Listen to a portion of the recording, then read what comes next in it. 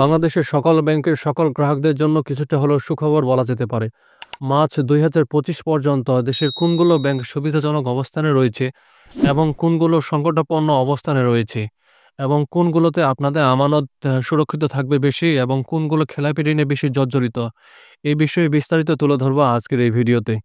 প্রিয় ভিউয়ার্স, স্বাগতম জানাচ্ছি আজকের নতুন ভিডিওতে। আপনি যদি আমার চ্যানেলে নতুন হয়ে থাকেন এরকম গুরুত্বপূর্ণ ভিডিও পেতে চ্যানেলটি সাবস্ক্রাইব করে সাথেই থাকুন। ভালো লাগলে লাইক, কমেন্ট, শেয়ার করুন। সম্পূর্ণ ধারণা পেতে ভিডিওটি না টেনে শুরু থেকে শেষ পর্যন্ত দেখুন। চলুন শুরু করা যাক। সুবিধাজনক ব্যাংকগুলোর মধ্যে প্রথমে যে ব্যাংকটি নিয়ে আলোচনা করব সেটি হলো উত্তরা ব্যাংক। দেশের বেসরকারি খাতের উত্তরা ব্যাংকের মুনাফা এক বছরের ব্যবধানে ১৫৭ কোটি টাকা বা ৫০% বেড়েছে। মুনাফা উল্লেখযোগ্য পরিমাণে বৃদ্ধি পাওয়ায় গত দেড় দশকের মধ্যে শেয়ারধারীদের জন্য সর্বোচ্চ লভ্যাংশ ঘোষণা করেছে ব্যাংকটি। এরপরে যে ব্যাংকটি নিয়ে আলোচনা করব সেটি হলো ইস্টার্ন ব্যাংক পিএলসি। পুঁজিবাজারে তালিকাভুক্ত ইস্টার্ন ব্যাংক পিএলসির ৩১ ডিসেম্বর ২০২৪ তারিখে সমাপ্ত হিসাব বছরের জন্য লভ্যাংশ ঘোষণা করেছে। আলোচিত বছরের জন্য ব্যাংকটি শেয়ার হোল্ডারদের ৩৫% লভ্যাংশ দেবে। এর মধ্যে ১৭.৫০% নগদ লভ্যাংশ আর বাকি ১৭.৫০% বোনাস। এরপরে সমস্যাগ্রস্ত দুর্নীতির কারণে ১১টি ব্যাংকের মধ্যে যে ৬টি ব্যাংক ঘুরে দাঁড়িয়েছে তার মধ্যে প্রথমটি হল ইসলামী ব্যাংক। ইসলামী ব্যাংকে আমানত সংগ্রহ হয়েছে ১৭,০০০ কোটি টাকা। এসালাম গ্রুপের নিয়ন্ত্রণ সরে যাওয়ার পর দেশের বৃহত্তম বেসরকারি বাণিজ্যিক ব্যাংক ইসলামী ব্যাংক আমানতকারীদের আস্থা পুনরুদ্ধার করতে সক্ষম হয়েছে। পরিচালনা পর্ষদ পুনর্গঠনের পর ব্যাংকটি গত ৬ মাসে ১৭,০০০ কোটি টাকা নতুন আমানত সংগ্রহ করেছে এবং এসালাম গ্রুপের নিয়ন্ত্রণ থেকে ব্যাংক মুক্ত হওয়ার পর চেয়ারম্যান নিযুক্ত ওবায়দুল্লাহ আল মাসুদ জানান যে গত ৬ মাসে ব্যাংকটিতে ১২ লাখ নতুন অ্যাকাউন্ট খোলা হয়েছে। এরপরে হলো আইএফআইসি ব্যাংক ৪,০০০ কোটি টাকা সংগ্রহ করেছে। পূর্বে শেখ হাসিনা বেসরকারি খাত বিষয়ক উপদেষ্টা সালমান এফ রহমানের নিয়ন্ত্রিত আইএফআইসি ব্যাংক গত ৪ মাসে ৪,০০০ কোটি টাকা সংগ্রহ করেছে, যা গ্রাহকদের আস্থা পুনরুদ্ধার করতে সহায়ক হয়েছে। এরপরের ব্যাংকটি হলো ইউসিবি ব্যাংক। ইউসিবি ব্যাংকের ২৪০০ কোটি টাকার নিট আমানত প্রবাহ সংগ্রহ হয়েছে। গত ৬ মাসে ব্যাংকটি ২,৪০০ কোটি টাকার নিট আমানত সংগ্রহ করেছে, যার মধ্যে ৯০% এসেছে ফেব্রুয়ারি ও মার্চ মাসে। এছাড়া এসআইবিএল স্বাভাবিক কার্যক্রম শুরু করেছে।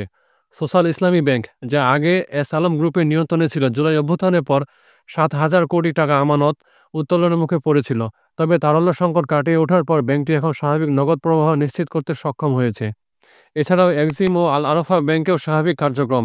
এক্সিম ব্যাংক ও আল আরাফা ইসলামী ব্যাংকের কার্যক্রমও বর্তমানে স্বাভাবিক রয়েছে এবং আমানত উত্তোলনের চাপ কমে এসেছে। এবার ঝুঁকিতে থাকা ব্যাংকগুলোর মধ্যে যে ব্যাংকটি নিয়ে আলোচনা করব সেটি হলো পদ্মা ব্যাংক।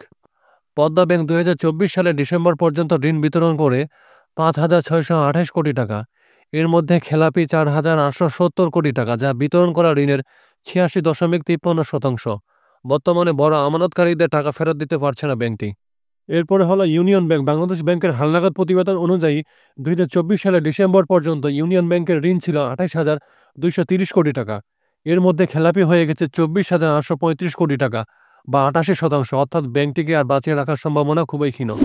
এরপরে হলো গ্লোবাল ইসলামী ব্যাংক। বাংলাদেশ ব্যাংকের প্রতিবেদন অনুযায়ী ২০২৪ সালের ডিসেম্বর পর্যন্ত গ্লোবাল ইসলামী ব্যাংকের ঋণ বিতরণ ১৪,৩৯৭ কোটি টাকা।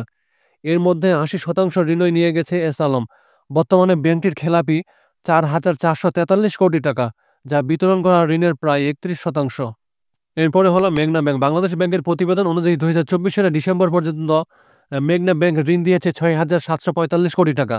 এর মধ্যে খেলাপি দেখানো হচ্ছে ২৫৫ কোটি বা ৩.৭৮% এবং মধ্যবর্তী ব্যাংকের খেলাপি ঋণ ১.৮৫%।